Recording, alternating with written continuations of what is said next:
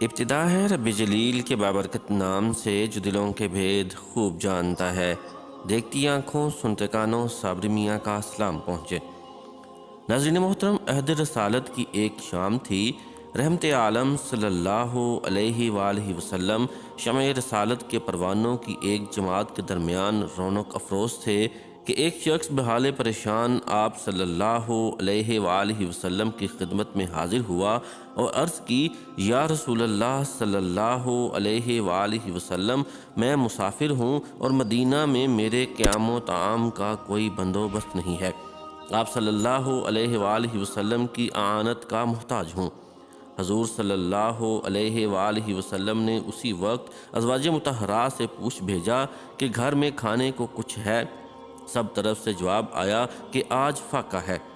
اب حضور صلی اللہ علیہ وآلہ وسلم نے صحابہ اکرام رضوان اللہ تعالی علیہم اجمعین کی طرف دیکھا اور فرمایا، کوئی ہے جو اس اللہ کے بندے کو مہمان بنائے؟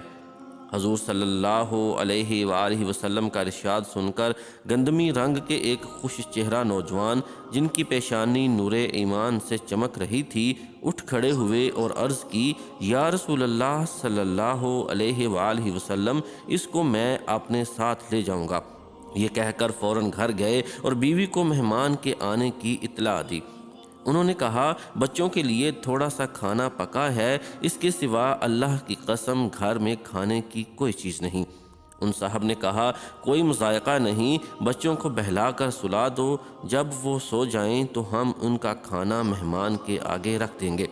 تم چراغ درست کرنے کے بہانے سے اٹھ کر اس کو بجھا دینا، اندھیرے میں مہمان کھانا کھا لے گا اور ہم بھی یوں ہی منہ چلاتے رہیں گے۔ غرض اس طرح مہمان کو کھانا کھلا کر دونوں میاں بیوی اور بچوں نے رات فاقہ سے گزار دی۔ صبح کو جب یہ نرالے میزبان حضور اقدس صلی اللہ علیہ وآلہ وسلم کی خدمت میں حاضر ہوئے تو زبان رسالت پر یہ آیت جاری تھی، وہ لوگ اپنے اوپر دوسروں کو ترجیح دیتے ہیں اگرچہ ان پر تنگی یعنی فاقہ ہی ہو۔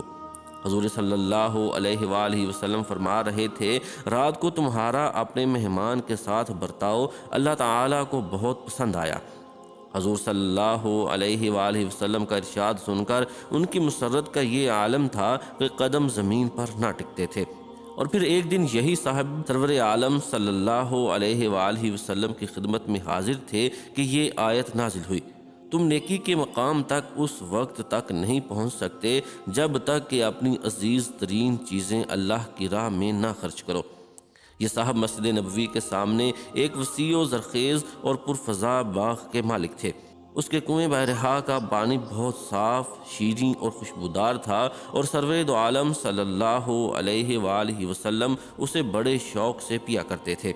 مدینہ منورہ میں اس قسم کی جائیداد بہت بڑی نعمت تھی، لیکن یہ صاحب اٹھے اور عرض کیا، یا رسول اللہ صلی اللہ علیہ وآلہ وسلم، میری محبوب ترین جائیداد بہرہا ہے، میں یہ راہ خدا میں وقف کرتا ہوں اور اللہ کی قسم اگر یہ بات چھپ سکتی تو میں اسے بھی ظاہر نہ کرتا۔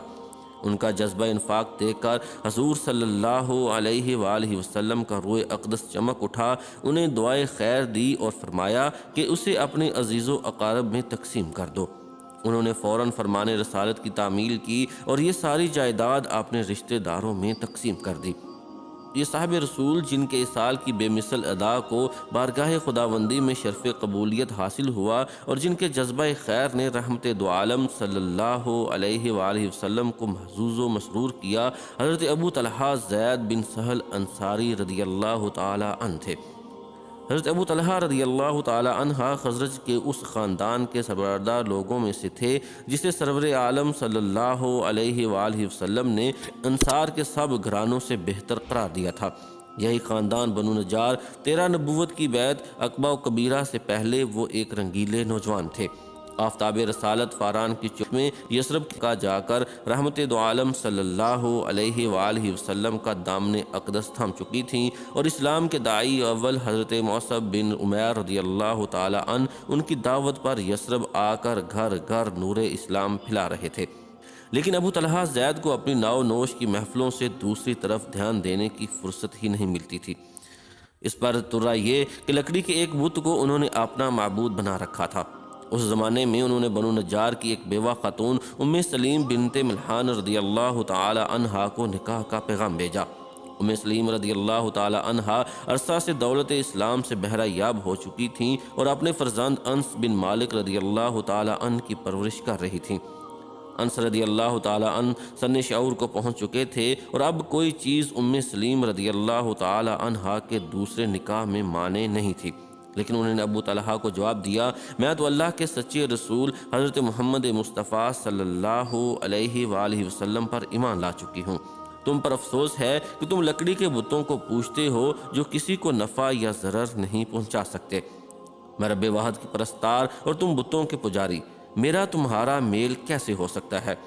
ام سلیم رضی اللہ تعالی عنہ کی باتیں ابو طلحہ رضی اللہ تعالی عنہ کے دل میں اتر گئیں۔ کچھ دن غور کرتے رہے اور پھر حضرت ام سلیم رضی اللہ تعالی عنہ کے پاس آ کر مشرف با اسلام ہو گئے۔ حضرت ام سلیم رضی اللہ تعالی عنہ کو ان کے قبول اسلام سے اتنی خوشی ہوئی کہ بے ساختہ ان سے کہا، میں اب تمہارے ساتھ نکاح کرنے پر راضی ہوں، دنیاوی مہر معاف کرتی ہوں اور اپنا مہر تمہارا اسلام مقرر کرتی ہوں۔ اس کے بعد اپنے بیٹے انس رضی اللہ تعالی عنہ سے فرمایا، اب تم ان کے ساتھ میرا نکاح کر دو۔ چنانچہ حضرت انس رضی اللہ تعالی عنہ نے اپنی والدہ کا نکاح حضرت ابو طلحہ رضی اللہ تعالی عنہ سے پڑھا دیا۔ وہ فرمایا کرتے تھے، میری والدہ کا نکاح حضرت ابو طلحہ رضی اللہ تعالی عنہ سے عجیب و غریب مہر پر ہوا۔ قبول اسلام کے بعد حضرت ابو طلحہ رضی اللہ تعالی عنہ کو انصار کے ان 75 نفوس قدسی میں شامل ہونے کا شرف حاصل ہوا جو 13 نبوت میں مکہ جا کر سرور عالم صلی اللہ علیہ وآلہ وسلم کی خدمت میں حاضر ہوئے۔ آپ صلی اللہ علیہ وآلہ وسلم کی بیعت سے مشرف ہوئے اور یہ عہد کیا کہ وہ اپنی جانوں، مالوں اور اولادوں کے ساتھ رحمت دو عالم صلی اللہ علیہ وآلہ وسلم کی اعانت کریں گے۔ اس بیعت کو تاریخ میں بیعت لیلۃ العقبہ ثانیہ اور بیعت عقبہ کبیرہ جیسے مختلف ناموں سے پکارا گیا ہے۔ 2 ہجری میں جب بدر کے میدان میں حق و باطل کا پہلا معرکہ ہوا تو حضرت ابو طلحہ رضی اللہ تعالی عنہ ان 313 جان بازان حق میں شامل تھے جنہیں اصحاب بدر کے عظیم الشان لقب سے پکارا جاتا ہے اور جن کی عظمت اور جلالت قدر پر تمام اہل سعیر کا اتفاق ہے۔ 3 ہجری میں معرکہ احد برپا ہوا تو حضرت ابو طلحہ رضی اللہ تعالی عنہ اس میں بھی بڑے جوش اور جذبے کے ساتھ شریک ہوئے۔ جب ایک اتفاقی غلطی سے لڑائی کا پانسا پلٹ گیا تو وہ ان چند صحابہ کرام رضوان اللہ تعالی علیہم اجمعین میں سے تھے جو اخیر تک رحمت دو عالم صلی اللہ علیہ وآلہ وسلم کے گرد داد شجاعت دیتے رہے اور کسی مشرک کو حضور صلی اللہ علیہ وآلہ وسلم تک نہ پہنچنے دیا۔ حضرت ابو طلحہ رضی اللہ تعالی عنہ ڈھال لے کر حضور صلی اللہ علیہ وآلہ وسلم کے سامنے کھڑے تھے اور نہایت جوش کے ساتھ تیر پر تیر چلا رہے تھے۔ اس وقت ان کی زبان پر یہ شعر تھا، میری جان آپ کی جان پر قربان اور میرا چہرہ آپ کے چہرے کی سپر ہو۔ ان کی شدت تیر اندازی کی یہ کیفیت تھی کہ 3 کمانیں یکے بعد دیگرے ان کے ہاتھ سے ٹوٹ گئیں۔ اس اثناء میں سرور عالم صلی اللہ علیہ وآلہ وسلم جب بھی گردن مبارک اٹھا کر کفار کی طرف دیکھتے تو حضرت ابو طلحہ رضی اللہ تعالی عنہ عرض کرتے، میرے ماں باپ آپ صلی اللہ علیہ وآلہ وسلم پر قربان، گردن اٹھا کر نہ دیکھیے، مبادا آپ کو کوئی تیر لگ جائے، میرا سینہ آپ کے سینہ مبارک کے سامنے ہے۔ حضور صلی اللہ علیہ وآلہ وسلم کی حفاظت کرتے کرتے ان کا ایک ہاتھ شل ہو گیا، لیکن انہوں نے اف تک نہ کی۔ رحمت دو عالم صلی اللہ علیہ وآلہ وسلم ان کا جذبہ فدویت دیکھ کر بہت مسرور ہوئے اور فرمایا، فوج میں ابو طلحہ کی آواز 100 آدمیوں سے بہتر ہے۔ رسول اکرم صلی اللہ علیہ وآلہ وسلم ان کے جوش ایمانی اور جذبہ اثار کی بڑی قدر فرماتے تھے اور وہ بھی حضور صلی اللہ علیہ وآلہ وسلم سے والہانہ محبت فرماتے تھے۔ ان کے گھر میں کبھی کوئی چیز آتی تو جب تک اس میں سے کچھ رسول صلی اللہ علیہ وآلہ وسلم کی خدمت میں نہ بھیج لیتے چین نہ پڑتا۔ چونکہ سراپا اخلاص تھے اس لیے حضور صلی اللہ علیہ وآلہ وسلم ان کی بھیجی ہوئی معمولی سے معمولی چیز بھی قبول فرما لیتے تھے۔ ایک مرتبہ مدینہ منورہ میں افواہ پھیل گئی کہ دشمن اچانک حملہ کرنے کے لیے فلاں جگہ گھاٹ میں بیٹھا ہے۔ حضور صلی اللہ علیہ وآلہ وسلم اشجع الناس تھے۔ آپ صلی اللہ علیہ وآلہ وسلم نے حضرت ابو طلحہ رضی اللہ تعالی عنہ سے ان کا گھوڑا منگوا بھیجا اور اس پر سوار ہو کر تنہا جائے خطرہ کی طرف روانہ ہو گئے۔ حضرت ابو طلحہ رضی اللہ تعالیٰ عنہ بے چین ہو گئے اور آپ صلی اللہ علیہ وآلہ وسلم کی حفاظت کے خیال سے پیچھے پیچھے چل پڑے۔ تھوڑی دور گئے ہوں گے کہ حضور صلی اللہ علیہ وآلہ وسلم واپس تشریف لاتے ملے۔ فرمایا، ابو طلحہ وہاں تو کچھ بھی نہیں، ہاں تمہارا گھوڑا بہت سبق رفتار ہے۔ شراب حرام ہونے سے قبل ایک دن فدیس یعنی چھہارے کی شراب پی رہے تھے، کسی شخص نے آ کر خبر دی کہ ابھی ابھی حضور صلی اللہ علیہ وآلہ وسلم پر وحی نازل ہوئی جس کی روح سے شراب حرام ہو گئی ہے۔ ابو طلحہ رضی اللہ تعالیٰ عنہ نے اسی وقت فضی کا برتن ہاتھ سے پھینک دیا اور حضرت انس رضی اللہ تعالیٰ عنہ جو کہ ان کے ستیلے فرزند سے ان سے کہا کہ اس گھڑے کو جو فضی سے بھرا ہوا تھا توڑ دو۔ انہوں نے توڑ کر باہر پھینک دیا۔ اس دن کے بعد وہ شراب کا نام سننا بھی گوارا نہ کرتے تھے۔ ایک دن معلوم ہوا کہ رسول اکرم صلی اللہ علیہ وآلہ وسلم فاقے سے ہیں۔ بےتاب ہو گئے اور گھر جا کر اپنی اہلیہ ام سلیم رضی اللہ تعالی عنہا سے کہا کہ حضور صلی اللہ علیہ وآلہ وسلم بھوکے ہیں، ان کے لیے فوراً کھانا تیار کرو۔ انہوں نے کھانا تیار کر کے حضرت ابو طلحہ رضی اللہ تعالیٰ عنہ کو بتایا تو انہوں نے حضرت انس رضی اللہ تعالیٰ عنہ سے کہا، اسی وقت جا کر حضور صلی اللہ علیہ وآلہ وسلم کو کھانے پر بلاؤ۔ حضور صلی اللہ علیہ وآلہ وسلم اس وقت مسجد میں تشریف رکھتے تھے اور آپ صلی اللہ علیہ وآلہ وسلم کے گرد بہت سے صحابہ کا مجمع تھا۔ حضرت انس رضی اللہ تعالیٰ عنہ کو دیکھ کر فرمایا، ابو طلحہ نے تمہیں بھیجا ہے۔ حضرت انس رضی اللہ تعالیٰ عنہ نے عرض کیا، بے شک یا رسول اللہ صلی اللہ علیہ وآلہ وسلم۔ حضور صلی اللہ علیہ وآلہ وسلم نے پوچھا، کھانے کے لیے؟ انہوں نے کہا، جی ہاں۔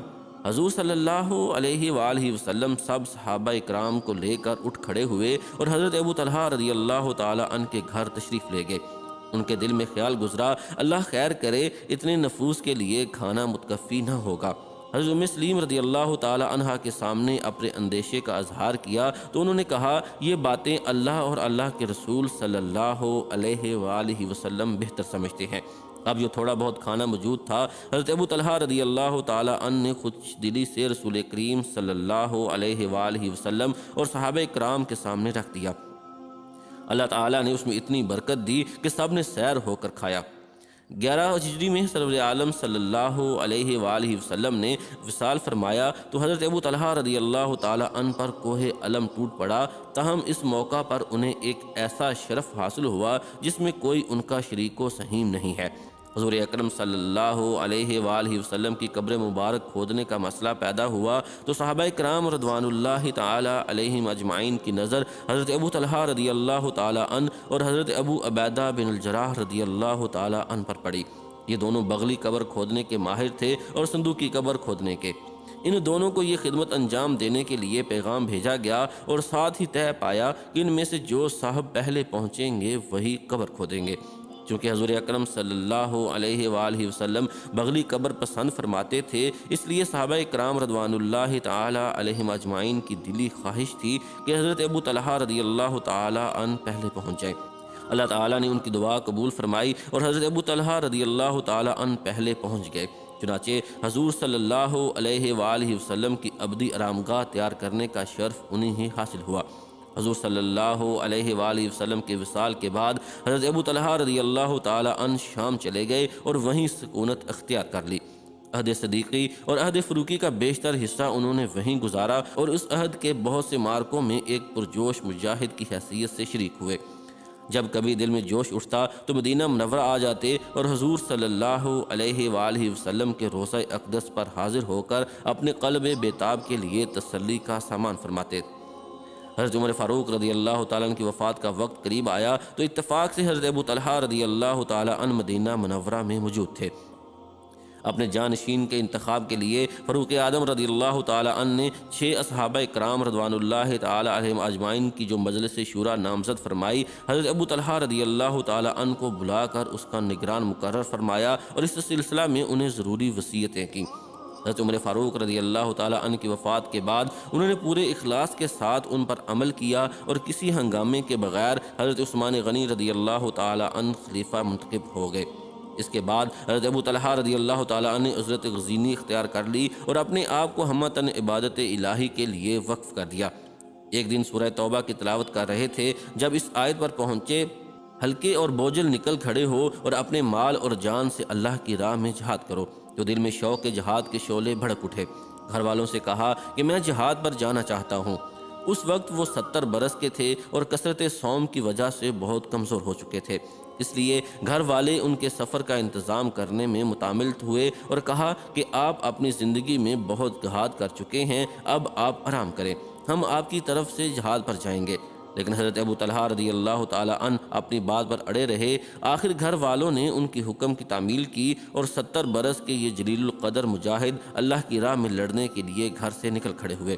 اسی زمانے میں ایک بحری مہم روانہ ہو رہی تھی، اس میں شامل ہو کر جہاز پر سوار ہو گئے۔